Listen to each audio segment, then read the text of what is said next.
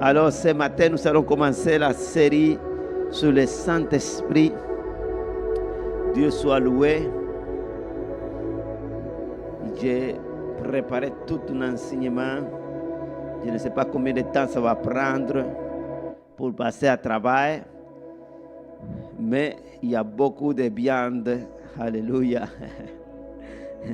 Et nous pouvons avoir pour des mois et des mois. Ce matin, je me disais, je pense que si je vais verset par verset, je pense qu'on pourra avoir de l'étude jusqu'à temps que Jésus-Christ revienne. Seulement avec le thème sur le Saint-Esprit. Alléluia. Merci Seigneur. Tu es bon et à jamais ta miséricorde. Alors, le Saint-Esprit, le souffle saint. Alléluia. Je suis sûr que après ces enseignements-là, notre manière de chercher Dieu va changer. Notre manière d'adorer Dieu va changer. Notre manière de prier, de nous approcher à Dieu va complètement changer. Alors, j'invite à ceux qui ne peuvent pas venir, qui ne viennent pas ou qui sont dans des situations difficiles, maladies, convalescence, suivez les enseignements, afin que lorsque vous allez pouvoir nous rejoindre, que vous puissiez être dans la même longueur d'homme que nous, au même niveau, de la même compréhension, pour pouvoir les donner à Dieu une adoration efficace, pour pouvoir servir Dieu efficacement aussi. Alléluia, que nous soyons du même avis, du même esprit, parce que c'est important. Alors que Dieu nous aide, et ceux qui vont se joindre à nous, qui puissent nous rattraper. Amen. Parce que des fois, quand il y a une dysphasie, il y en a un qui sait plus, l'autre sait moins, l'autre il sait rien, l'autre il pense qu'il vient pour le cinéma, et l'autre il pense qu'il vient pour, pour rencontrer ses amis. Puis là, il y a une dysphasie, un désordre spirituel incroyable. Mais lorsque nous venons tous avec une même pensée, avec une même compréhension, à quoi nous sommes venus, de grandes choses arrivent dans la maison du Seigneur et dans nos vies. Alléluia. Merci Seigneur. Oui, louons l'Éternel. Alléluia. Merci Seigneur Jésus. Alléluia. Du même esprit, même langage. Alléluia. Même connaissance. Au même Seigneur, au même Père. Alors l'Esprit de Dieu, la troisième personne de la Trinité. Alors le Saint-Esprit est connu comme la troisième personne de la Trinité. Merci Dieu éternel. En hébreu, Saint-Esprit est Ruach HaKadosh. Ruach HaKadosh. Peut-être que je n'ai pas la prononciation hébraïque. Amen. Mais c'est comme ça en hébreu. Ruach HaKadosh, qui veut dire souffle saint. Souffle saint. En grec, c'est agio pneuma ou pneuma. Agios pneuma. Encore une fois, saint esprit ou saint vent. Parce qu'en réalité, rua, autant rua que pneuma, c'est vent, souffle, brise. Ça se dit en français? On brise. Amen. On brise. Amen. On brise fraîche. Alléluia. Le Saint-Esprit, il est merveilleux. Le Saint-Esprit, il vient comme un vent.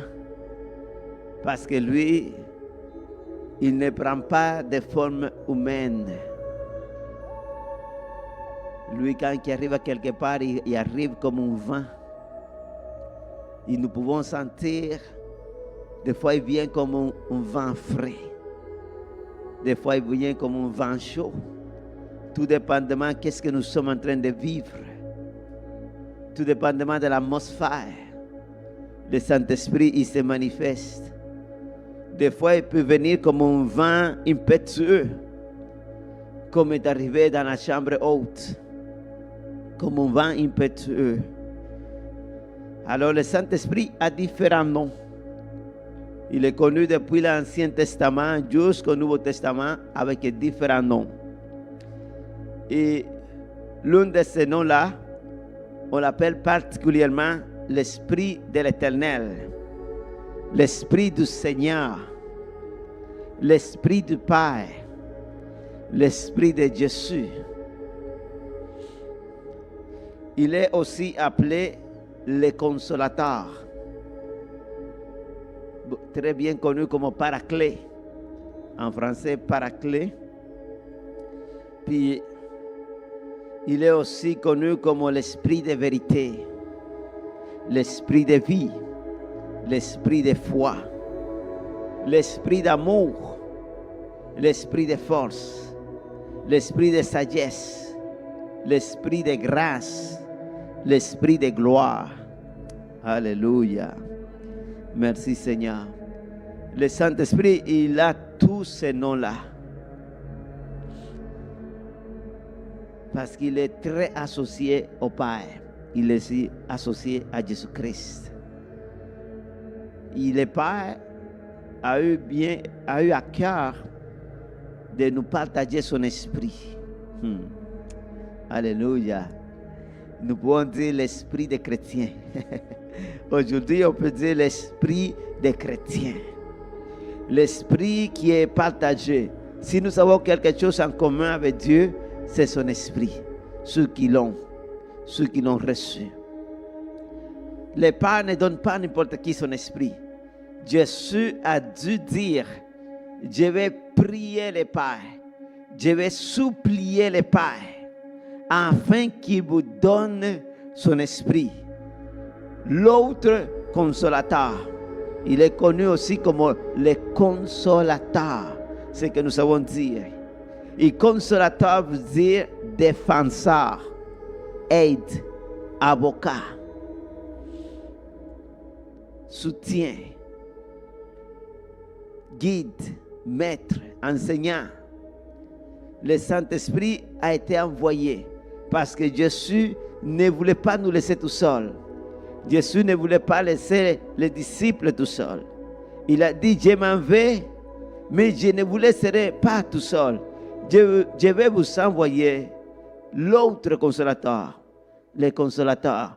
Et quand la parole dit l'autre consolateur, il est en train de le mettre égal à lui.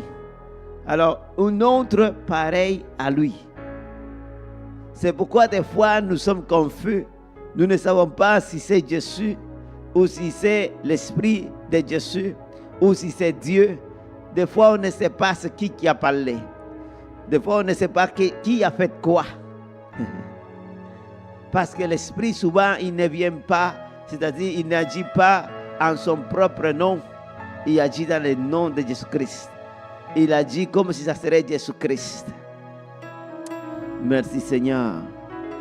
Dieu soit loué. La personnalité de l'Esprit. La personnalité du Saint-Esprit. L'Esprit n'est pas simplement une puissance ou une expression figurée de l'énergie divine. Comme l'ont prétendu les antichrist ou les anti-trinitaires. Eux, ils pensaient que le Saint-Esprit, c'était une force, c'était une énergie ou l'énergie divine qui se manifestait. Mais non, le Saint-Esprit est plus que ça. La Bible lui attribue une personnalité distincte, comme celle du Père et celle du Fils. Alors, dans Matthieu chapitre 3, verset 16, la parole nous laisse entendre, voir clairement qu'ils sont trois. Et qu'il ne s'agit pas seulement d'une personne.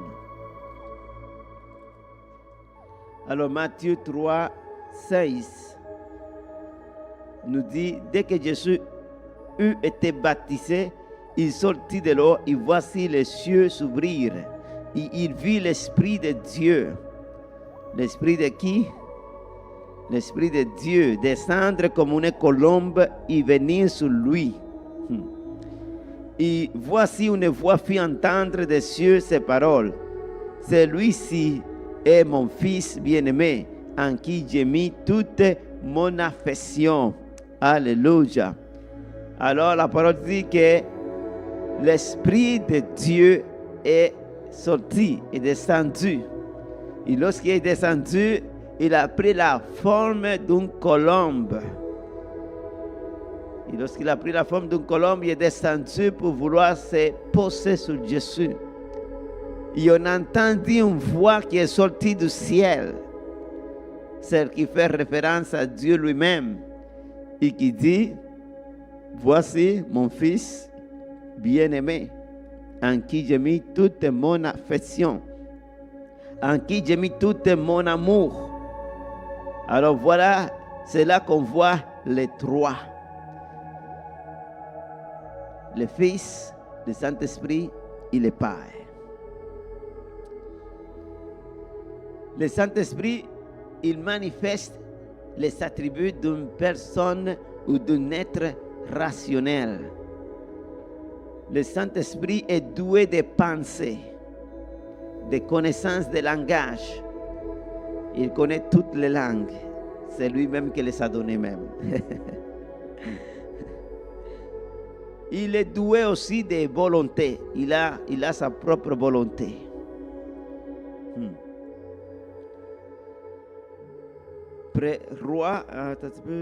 Romains 8, 27. Si nous lisons Romains 8, 27, on peut voir un peu de qu'est-ce qui fait le Saint-Esprit, de quelle est sa volonté. Romains 8, 27.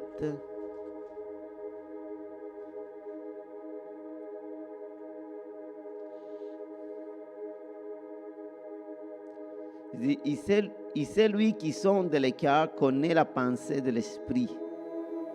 Alors il est doté d'une pensée. Il pense, il réfléchit, parce que c'est selon Dieu qu'il intercède à faveur des saints. Nous avons dit tantôt qu'il nous aide, au verset 26, il est écrit que de même aussi l'Esprit nous aide dans notre faiblesse. Alléluia. Car nous ne savons pas ce qu'il convient de demander dans nos prières, mais l'Esprit lui-même intercède par des soupirs inexprimables. Alors le Saint-Esprit, il va nous aider à prier. Il va nous aider à prier, il va nous conduire dans la prière. Parce que lui, il sait comment que nous devons prier et qu'est-ce que nous devons prier. Merci Seigneur. Et lui,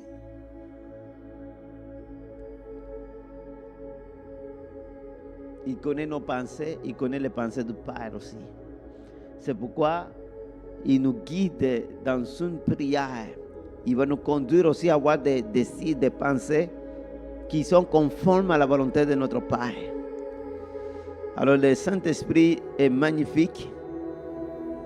Ici, c'est lui qui a écrit dans le dictionnaire, il a mis, on peut le traiter comme une personne. On peut le traiter comme une personne. On peut lui mentir. On peut le tenter. Nous pouvons le résister, l'attrister. Nous pouvons l'outrager. Nous pouvons l'aimer. Alors, lorsqu'il dit, nous pouvons lui mentir, en Actes chapitre 5, verset 3, l'apôtre Pierre va dire à Ananias et Saphira, c'est des noms un peu espagnols, hein, qu'on n'est pas habitué. Il va leur dire, pourquoi avez-vous menti le Saint-Esprit? Wow. On va aller chercher ça. On va aller chercher ça. Alors le verset 3 dit, Pierre lui dit, Ananias, pourquoi Satan a-t-il rempli ton cœur au point que tu mentes au Saint-Esprit et que tu aies retenu une partie du prix du champ? Wow. Que Dieu nous aide. Alors, Anania a laissé remplir son cœur du mensonge de Satan. Il a voulu mentir, supposément, selon eux, il mentait les apôtres. Mais il ne mentait pas les apôtres. Il mentait au Saint-Esprit. Parce que c'était le Saint-Esprit qui était là. C'était le Saint-Esprit qui gouvernait, qui dirigeait l'Église du Seigneur. Et quand c'est le Saint-Esprit qui dirige, ben, il faut faire attention. Parce que souvent, les gens vont penser que nous sommes en train de blesser l'homme de Dieu. Que nous sommes en train de blesser les prédicateurs. Mais non, tu es en train de t'en prendre à l'Esprit de Dieu. Tu es en train de t'en prendre à Jésus-Christ, notre Seigneur. Alors, ça fait longtemps que moi, j'ai donné cette église à Jésus-Christ, mon Seigneur. Ça fait longtemps que le Saint-Esprit est le Seigneur de cette église. Et souvent, lorsque les gens se lèvent contre moi, ils pensent qu'ils se lèvent contre moi. Je vais plutôt dire, ils pensent qu'ils se lèvent seulement contre moi. Mais ils se lèvent contre moi, ils se lèvent contre mon Seigneur. Ils se lèvent contre celui qui m'a établi. Son serviteur, son ministre, son prédicateur. C'est pourquoi souvent les gens, ils pensent qu'ils ont réussi quelque chose, qu'ils ont fait quelque chose de bien, mais ils se trompent. Parce que tôt ou tard, Dieu va revenir contre ce que la personne a fait. Dans les Psaumes, il est écrit, tu pensais que lorsque tu parlais de mon serviteur, lorsque tu parlais de ton frère à la cachette, tu pensais que j'allais pas agir. Tu pensais que parce que je me suis tais, que j'étais en accord avec toi. Dieu dit non. Non, assis-toi là, parce que je vais te réprimander. Je vais te juger maintenant. Alors il faut faire attention. Il est écrit aussi, ne touche pas à mes oins. Ne touche pas à mes oins. Ne touche pas à mes saints. Parce que Dieu, il comprend qu'il a mis son esprit en nous.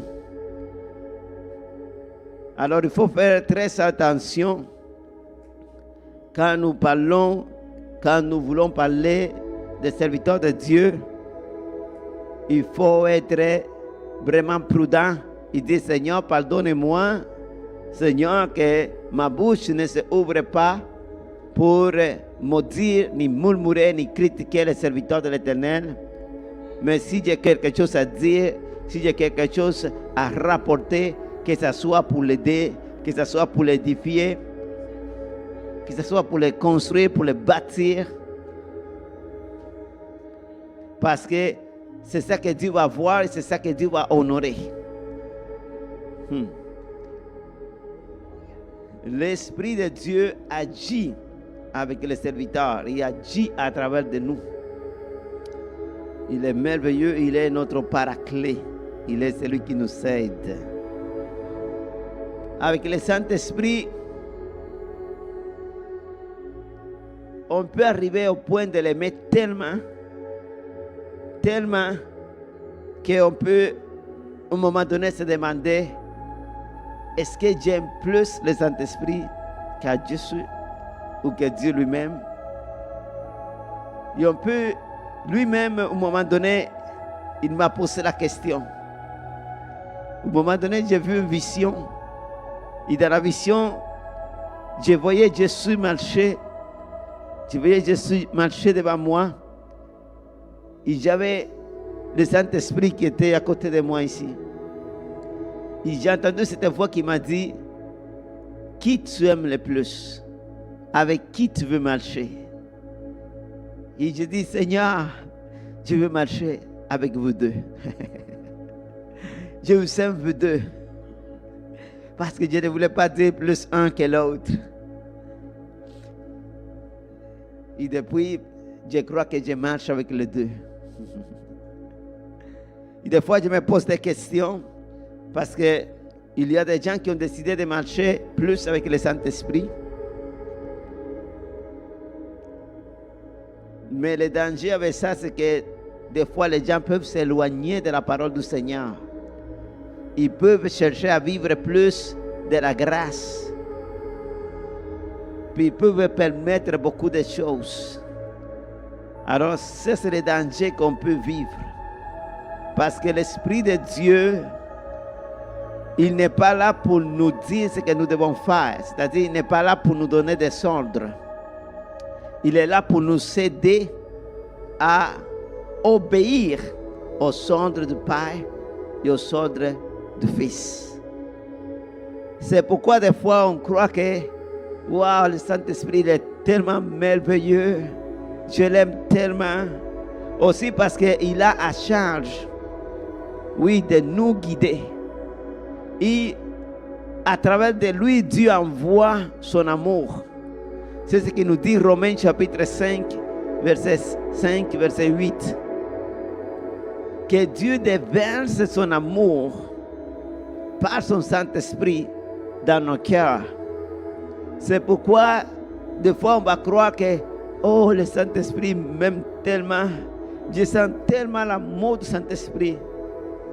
Mais ce n'est pas seulement l'amour du Saint-Esprit. C'est l'amour du Père. C'est l'amour aussi du Fils. Cet amour-là, Dieu la déverse dans nos cœurs par son Esprit. Alors des fois, il y a des gens qui vont dire, parce que tu sais, on tombe en amour avec le Saint-Esprit. Quand tu commences à connaître le Saint-Esprit, ta vie change. Tu commences à l'aimer vraiment, réellement. Ce n'est pas de l'idolâtrie, ce n'est pas que tu vas adorer quelque chose, que tu vas chercher de faire des offrandes, faire des choses qui font les gens qui ne connaissent pas réellement Dieu. Mais avec l'Esprit de Dieu, c'est un amour véritable. Et son amour descend dans nos vies. Jésus a dit quelque chose. Jésus a dit, celui qui m'aime va garder mes commandements. Alors de la seule manière que nous pouvons savoir si nous aimons à Jésus-Christ, c'est si nous gardons ses commandements. Alors si tu veux savoir si tu aimes à Jésus, ben demande-toi, est-ce que tu gardes ses commandements? Si tu ne les gardes pas, tu ne l'aimes pas. Mais si tu les gardes, c'est parce que tu l'aimes. Mais avec le Saint-Esprit, nous apprenons à l'aimer parce qu'il manifeste son amour en nous. Le Père, nous l'aimons parce que l'Esprit manifeste son amour en nous. Et des fois, les gens vont dire, ah, beaucoup de gens se trompent. Beaucoup de gens, ils sont en train de faire de l'idolâtrie parce qu'ils disent qu'ils aiment le Saint-Esprit. Ils tombent en amour avec le Saint-Esprit. Mais c'est avec Jésus que nous allons nous marier. C'est Jésus l'époux. Mais il ne faut pas oublier que Jésus et le Saint-Esprit forment un. Et le Saint-Esprit n'est pas venu dans son propre nom. Il est venu dans le nom de Jésus-Christ. Il est Dieu. Il est Dieu comme Jésus est Dieu. C'est la même personne, c'est-à-dire c'est la même entité. C'est pourquoi, oui, il faut savoir, le Saint-Esprit est mon ami. Le Saint-Esprit a été envoyé pour me guider, pour m'enseigner, pour m'aimer, pour me guérir, pour me restaurer. Mais l'époux, nous savons que c'est Jésus le Fils. C'est avec lui que nous allons nous marier lorsqu'il va venir. Mais c'est par l'Esprit que nous recevons l'amour de Jésus-Christ. Il faut apprendre à faire la différence entre l'un et l'autre. Nous aimons le Père. Nous aimons le Père à cause de l'amour qui déverse en nous par son Esprit. Alors c'est magnifique. Ça c'est bien pour ceux qui veulent qui veulent se marier, il faut apprendre à aimer les pères. Il faut apprendre à aimer les parents, à aimer l'épouse. Et comme on dit, il faut aimer Dieu par-dessus toutes les choses. Tantôt on a chanté, Jésus prend ta place au-dessus des parents, au-dessus de l'épouse, des enfants. Dieu doit être au-dessus. Alléluia. Alors nous devons aimer les pères au-dessus de toutes les choses. Nous apprenons à aimer notre Dieu, notre Seigneur. Et ça, c'est l'œuvre du Saint-Esprit. Le Saint-Esprit, il développe des fonctions spécifiques. Il était envoyé avec des fonctions spécifiques. Jésus a dit dans Jean chapitre 14, la parole nous dit, Jean 14, 26, que le Saint-Esprit a été envoyé pour nous enseigner. Si nous allons à Jean chapitre 14, verset 26,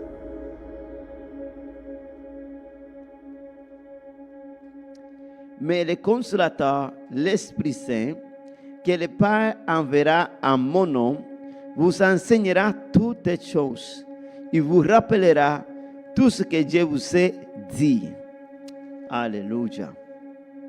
Alors le Saint-Esprit ou l'Esprit Saint, il est envoyé pour nous enseigner et pour nous rappeler ce que Jésus-Christ avait dit aux apôtres. Et pour nous, ce qui était écrit, ce qui est déjà écrit, le Seigneur nous a déjà écrit, il a déjà donné, nous avons lu, et lui vient, il nous ramène ça à mémoire. Alors voilà, le Saint-Esprit, ça c'est une des tâches qu'il a, c'est de nous enseigner, c'est de nous conduire à toute la vérité. C'est pourquoi quand tu vas lire la parole de Dieu, il faut que tu dises, avant de lire la parole de Dieu, il faut que tu dises, Esprit de vérité, enseigne-moi, pour ne pas tomber dans l'erreur. Parce que beaucoup de gens, ils ne demandent pas à l'Esprit de vérité de les aider à comprendre la parole. Puis souvent, ils vont commencer à croire des choses, ils vont commencer à comprendre des choses que c'est faux, que c'est un esprit de mensonge qui est en train de les nourrir, qui est en train de l'enseigner, qui est en train de les tromper. C'est pourquoi quand tu vas lire la parole de Dieu, tu ne peux pas la lire comme un livre quelconque. Les Juifs, avant de lire la parole de Dieu, ils se lavent les mains même. Ils se lavent les mains. Parce qu'ils disent que c'est saint. C'est un livre saint. Ils ne veulent pas les salir avec les mains, avec la poussière, des batteries, toutes sortes de choses que nous touchons avec nos mains. Puis après ça, on prend notre Bible comme si ce serait n'importe quoi. Alors les Juifs, ils se lavent les mains parce qu'ils disent qu'il faut que nos mains soient pures pour toucher ce livre qui est pur, qui est saint, qui est sacré. Le livre des hommes dit, je me lave les mains dans l'innocence pour être autour de ton autel. Quand tu dis au Seigneur, Seigneur, je me lave les mains dans l'innocence, tu es en train de lui dire, Seigneur, mes mains sont propres, mes mains sont pures. Et cela me permet maintenant de m'approcher à ton autel, de m'approcher à ton sanctuaire. Dieu soit loué. Alléluia. Merci Seigneur. Alors Dieu nous lave les mains de quoi? Dieu nous lave les mains de la sorcellerie. Dieu nous lave les mains des vols, des fraudes, de l'impureté. Il nous lave les mains de la pornographie. Il nous lave les mains de la violence. Alors Dieu nous lave les mains afin que nous puissions lui servir correctement, comme il faut. Alléluia. Dieu est saint. Son esprit est saint. la parole nous dit que le Saint-Esprit a été envoyé pour nous convaincre. Il est envoyé pour nous convaincre de péché, de justice, de jugement. Nous trouvons cela dans Jean chapitre 16, verset 8, verset 13. Le Saint-Esprit inspire les auteurs sacrés. C'est lui qui a inspiré les auteurs.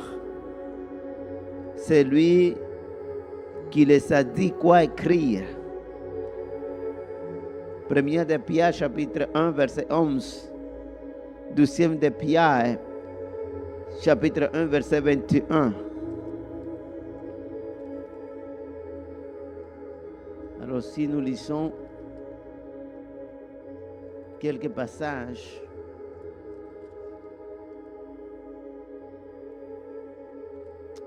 merci Seigneur Jésus.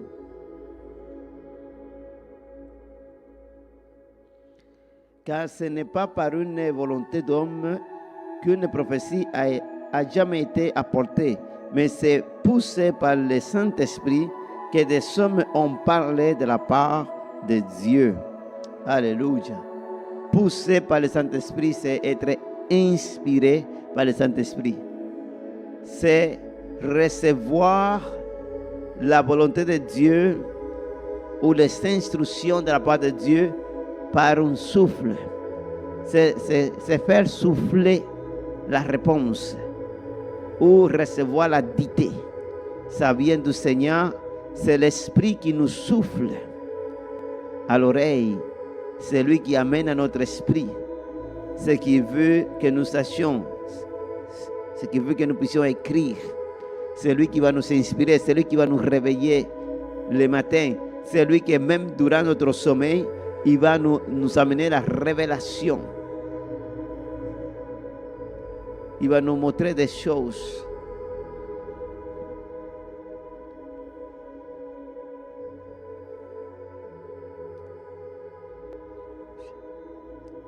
Merci Seigneur. Nous avons dit tantôt, il suscite la prière efficace. C'est lui qui nous enseigne à prier efficacement, selon la volonté du Père. Comme nous l'enseigne Romains chapitre 8, verset 26, verset 27. Le Saint-Esprit, c'est lui qui nous amène à donner une adoration agréable à Dieu, une adoration qui lui plaît.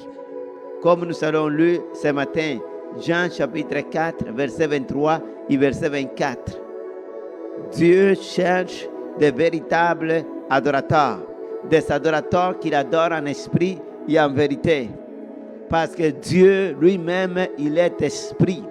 Et ceux qui l'adorent doivent l'adorer en esprit et en vérité. Alors je te demande, est-ce que tu as réussi tantôt à rentrer dans sa présence? Est-ce que tu as réussi à l'adorer réellement, en esprit et en vérité? C'est le véritable culte. Et je pense que l'Église du Seigneur, malheureusement, avec toutes les choses que nous avons, les instruments de musique qui devraient être là pour nous accompagner, qui devraient être là comme un accompagnement pour nous aider à rentrer dans la présence de Dieu. Mais souvent, ça devient une distraction. Souvent, ça joue comme une distraction. Et des fois, j'ai eu même l'intention de faire en sorte, je ne sais pas, mais un jour ça va arriver, mais de mettre les instruments parmi les peuples. Non pas sur les stages, mais parmi les peuples. Pour que nous puissions adorer tous ensemble. Parce que souvent, qu'est-ce qui arrive? Les gens pensent qu'ils viennent voir un spectacle. Puis là, ils se mettent à regarder ceux qui sont en train de jouer en avant. Puis ils regardent l'autre, ils regardent la batterie, ils regardent celui qui joue la batterie, ils regardent celui qui joue le piano, ils regardent celui qui joue la guitare, ils regardent l'autre qui chante. Ah, il s'agenouillait, il s'est levé, il applaudit. Ce n'est pas un spectacle. C'est un moment d'adoration. C'est un moment dans lequel je rentre dans la présence de Dieu. Et ceux qui jouent les instruments de musique, ils sont là pour m'aider à rentrer dans la présence de Dieu. C'est comme Élisée lorsqu'il a dit, c'était difficile de rentrer dans la présence de Dieu. Il a dit, trouve-moi quelqu'un qui joue de l'harpe, qui joue un instrument à cordes, pour que lui se mette à jouer et l'atmosphère se dégage. Et là, il a pu recevoir la parole de la part de Dieu. Alors, il n'a pas fait venir un joueur de harpe pour que les rois se régalent ou se récréent. Non, c'est parce qu'il voulait chercher la présence de Dieu. Alors, si tu viens et tu n'arrives pas à te connecter, tu as passé à côté. Si tu n'as pas réussi à te rencontrer avec Dieu, tu as passé à côté. Le temps de louange, le temps d'adoration a passé et tu ne t'as pas connecté réellement.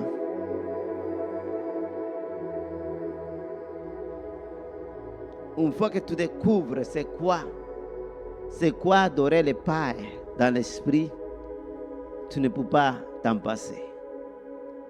Tu peux peut-être passer un jour, à un moment donné, il y a eu des difficultés ici, par là, mais il faut que tu trouves le moment de te connecter.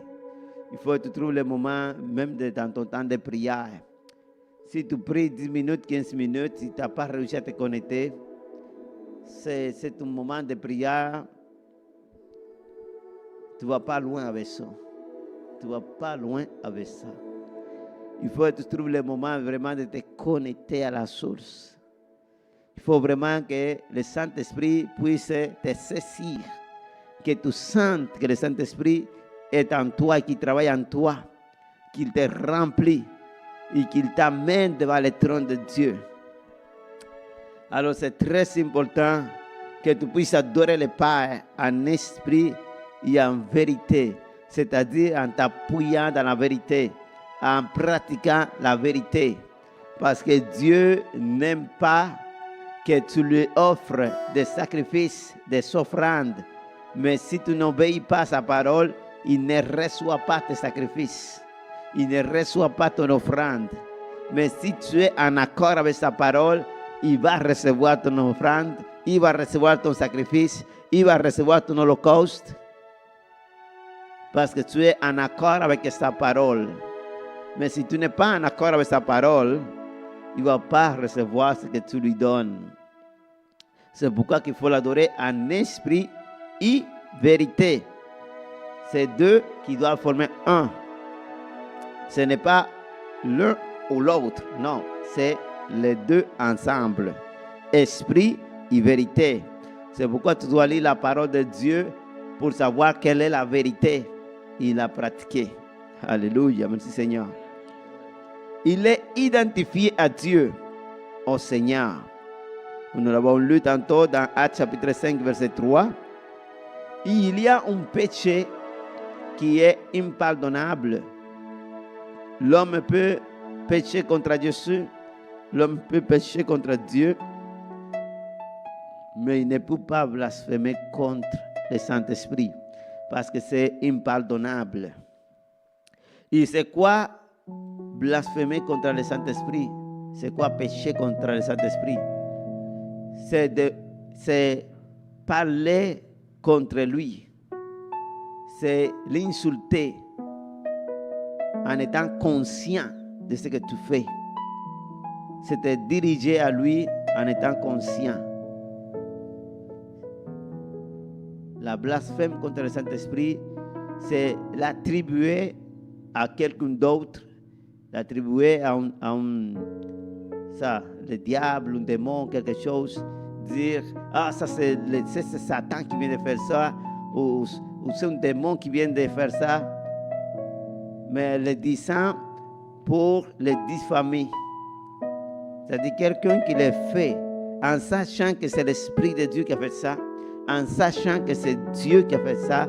Si lui, par mépris, par vengeance, par inimitié, il dit non, ça c'est le diable qui a fait ça, pour confondre les autres, s'il le fait méchamment, en le sachant, en étant conscient, là il vient de blasphémer contre le Saint-Esprit et le Saint-Esprit ne le pardonnera pas.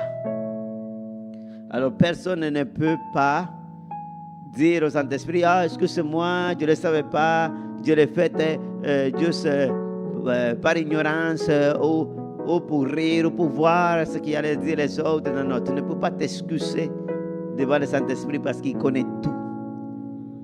Il sait avec quel motif tu fais les choses. Il sait tout, il connaît tout.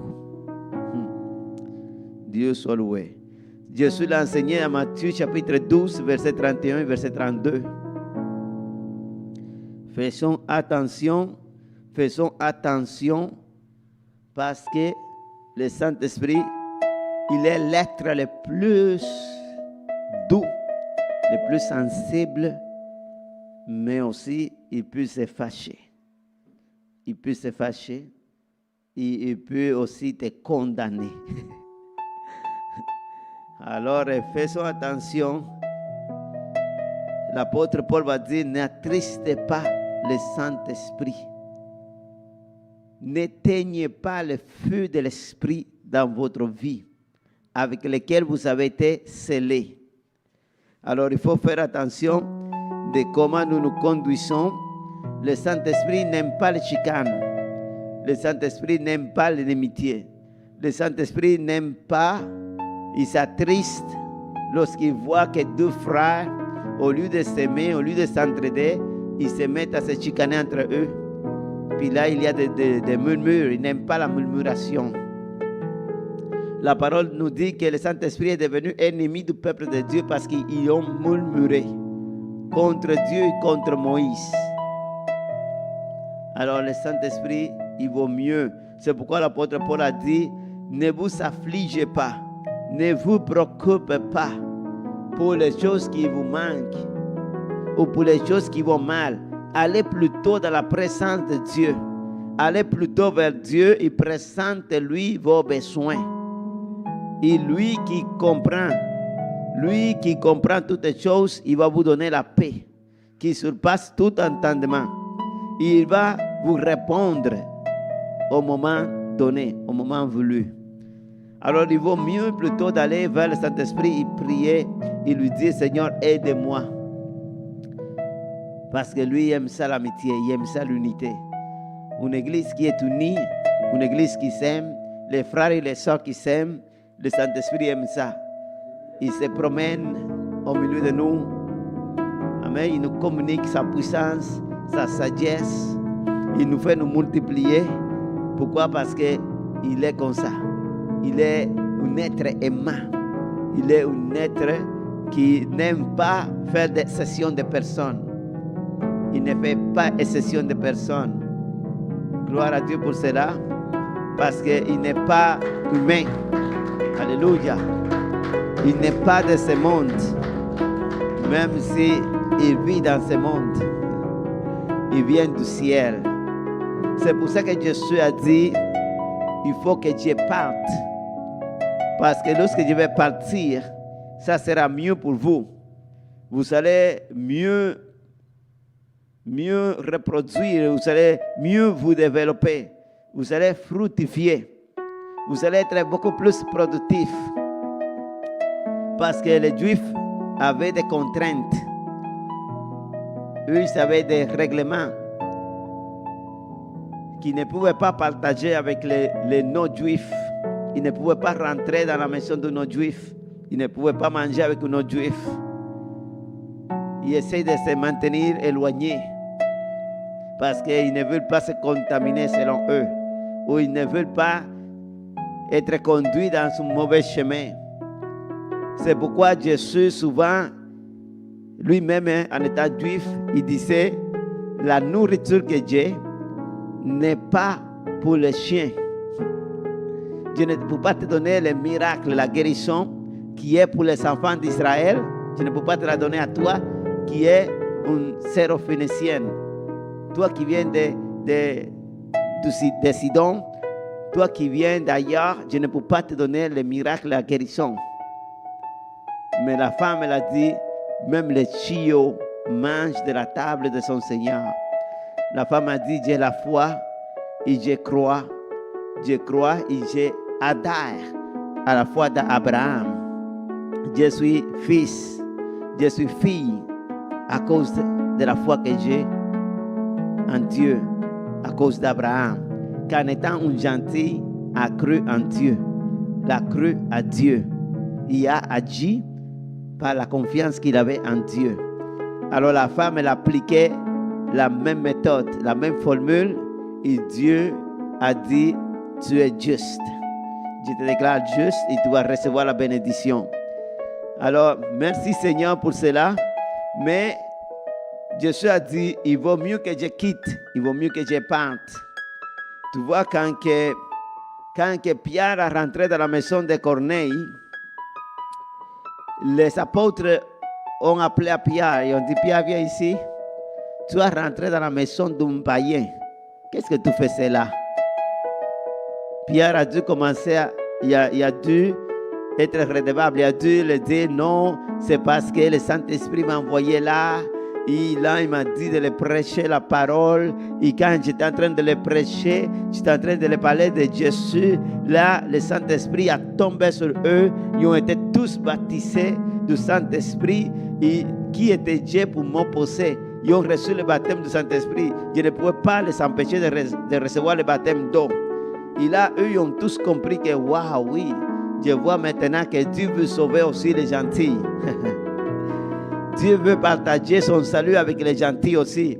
Non pas seulement avec nous, mais aussi avec les gentils. Alors le Saint-Esprit, c'est merveilleux parce que lui, comme il n'est pas né dans aucun pays, il n'est pas nationaliste. Alléluia.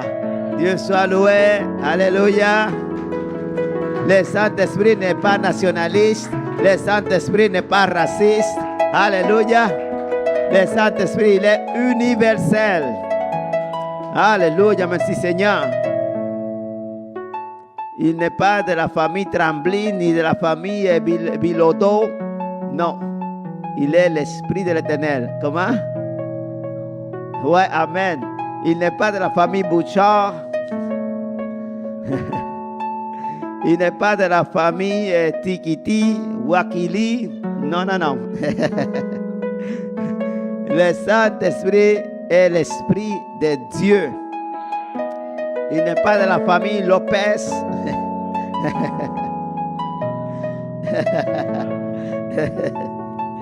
Alléluia. Alors c'est ça qui est merveilleux avec l'Esprit de Dieu, que comme il vient du ciel, personne ne peut l'accaparer. Personne ne peut dire non, c'est... Alléluia. Un jour, un ami à moi m'a dit, pourquoi tu vas adorer, tu deviens chrétien, pourquoi tu vas adorer ce Dieu-là? Ça c'est le Dieu, ça c'est le Dieu des Blancs, c'est le Dieu des Arabes, des Juifs. Je dis, ben non, Dieu n'a pas de nationalité, Dieu est le Dieu de tout le monde. Et Jean chapitre 3, verset 6 dit que Dieu a aimé tellement le monde qu'il a donné son Fils unique. Dieu a tellement aimé toutes les nationalités qu'il a donné son Fils unique pour quiconque croit en lui ne périsse pas, mais qu'il ait la vie éternelle. Alléluia. Dieu soit loué. Merci Seigneur. Merci Dieu éternel. Alléluia. Merci Dieu éternel. Et il donne son esprit à tous ceux qui croient en lui. Merci Seigneur. Il dit, tous ceux qui m'invoquent, Dieu leur donne mon esprit. Tous ceux qui croient en moi, Dieu leur donne mon esprit. Merci Seigneur. Wow. Oh, attends un petit peu, on va terminer ici. Mais la semaine prochaine, on va lire sur la divinité. On va enseigner sur la divinité de l'esprit. Les symboles qui les représentent. Parce qu'il y a beaucoup de choses à donner. Il est déjà l'heure de terminer. Merci Seigneur. Alors Dieu soit loué pour cela. Dieu bénit le nom de l'Éternel parce que nous avons vu ce matin que le Saint-Esprit veut dire le souffle saint. Et en hébreu, c'est Ruach HaKadosh. Et en grec, c'est Agios. Ouais. Pneuma. Alléluia. J'ai cherché la Oui, c'est ça, oui, en espagnol c'est Neuma, mais la prononciation c'est Neuma. Alléluia. Dieu soit loué. Alors voilà, pour ce matin, on va conclure comme ça. Et on va se mettre debout et on va prier.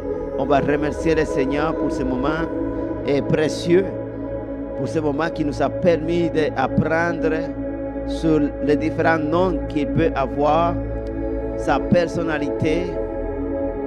Nous avons vu aussi les attributs qu'il a et quelques-unes de ses fonctions. Merci Seigneur pour cette grâce spéciale. Merci pour cette bénédiction. Seigneur, nous te rendons grâce. Nous t'aimons, nous te bénissons, Seigneur. Nous te exaltons, Dieu éternel. Oh Dieu éternel, il n'y a nul comme toi. Seigneur, merci de nous avoir donné ton esprit. Saint-Esprit, ta parole dit que tu viens sur ceux qui te demandent, sur ceux qui disent, Père, donne-moi ton esprit pour qu'il me guide, pour qu'il m'enseigne, pour qu'il me conduise. Oh, alléluia. Oh Dieu éternel, ceux qui n'ont pas encore reçu ton esprit, j'ai prié en ce moment pour qu'ils puissent recevoir ton esprit. Que ceux qui n'ont pas encore l'esprit de l'éternel reçoivent le Saint-Esprit. En ce moment, bois le Saint-Esprit, bois les eaux vives, bois les eaux du Seigneur. Au nom de Jésus-Christ, je déclare maintenant la parole. Oh Dieu éternel, je te prie, je te supplie, comme Jésus a supplié, comme Jésus a prié, comme Jésus t'a demandé. Dieu éternel, donne l'esprit à ceux qui ne l'ont pas. Oh oui Seigneur, afin qu'ils soient sauvés, afin qu'ils soient sauvés, afin qu'ils soient conduits, afin qu'ils soient enseignés. Oh oui Seigneur Jésus, afin qu'ils soient protégés, afin qu'ils soient défendus. Au nom de Jésus-Christ, oh je prie Seigneur, révèle-toi à nous Seigneur, révèle-toi à nous. Oui Seigneur, nous avons appris sur ta personnalité. Nous voulons te connaître réellement Seigneur, plus que des mots, plus que de l'information, plus que de la littérature. Nous voulons te connaître réellement. Nous voulons savoir qui es-tu Seigneur. Nous voulons te connaître. Saint-Esprit, révèle-toi à nous. Révèle-toi à chacun de mes frères et de mes sœurs. Révèle-toi, Seigneur, dans ces lieux. Révèle-toi dans la vie de ceux qui sont dans les réseaux sociaux. Révèle-toi, Seigneur Jésus, alléluia. Révèle-toi, manifeste-toi à leur vie. Au nom de Jésus, nous te demandons, Seigneur, fais-nous te connaître. Permets-nous de te connaître. Permets-nous de t'aimer. Oui, Seigneur, permets-nous, Dieu éternel, de te connaître. Permets-nous, Dieu éternel, d'avoir une relation avec toi, une relation véritable, une relation saine. Oui, Seigneur, permets-nous, Seigneur Jésus. Permets-nous de te connaître réellement. Permets-nous de t'aimer réellement, Seigneur. Parce que lorsque nous apprenons à t'aimer, Seigneur, nous obéissons ta parole. Lorsque nous apprenons à t'aimer, Seigneur, nous maintenons une relation avec toi. Oh, lorsque nous apprenons à t'aimer, Seigneur, nous sommes persévérants. Oui, Dieu éternel. Merci, Seigneur. Merci, Jésus-Christ. Il n'y a nul comme toi. Il n'y a nul comme toi.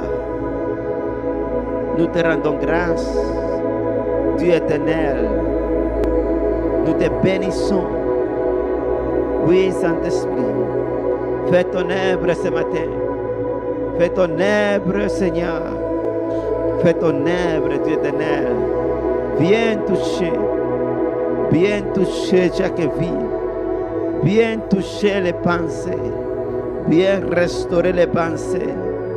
Seigneur, renouvelle nos pensées. Comme le dit Romains chapitre 12.